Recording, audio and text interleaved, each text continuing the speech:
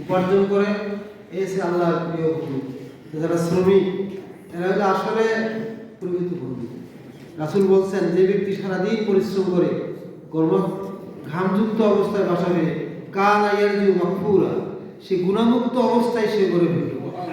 শ্রমিকের এত মর্যাদা, আমরা সরকারকে দাবি জানাবো শ্রমিকের যে ন্যায্য দাবিগুলো আছে এগুলো যেন সরকার দ্রুত পরিবর্তন করে। যে সমস্ত মিল ফ্যাক্টরিগুলো বন্ধ হয়ে আছে, অনেক শ্রমিক বেকার হয়ে গেছে, তাদের এই বেকার সমস্যা সমাধানের স্বার্থে, দেশের অর্থনৈতিক সমৃদ্ধির স্বার্থে, অর্থনৈতিক চাকা সচল রাখার স্বার্থে এই মিলগুলো চালু করে দেয়।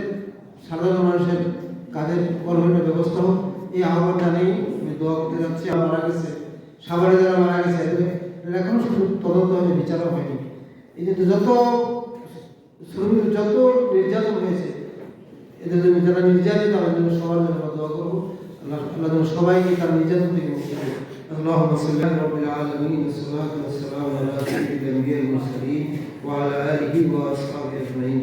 ربنا تقبل منا إنك أنت السميع العليم وتب علينا إنك أنت التواب الرحيم.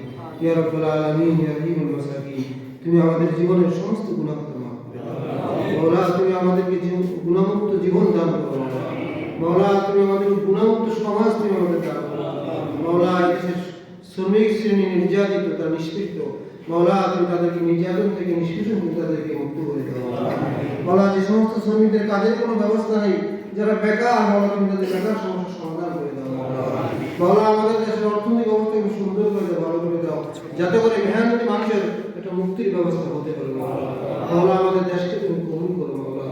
আমাদের দেশ মাতৃকাকে হায়াতের হাত থেকে তুমি মুক্ত করার ব্যবস্থা করো মাওলা।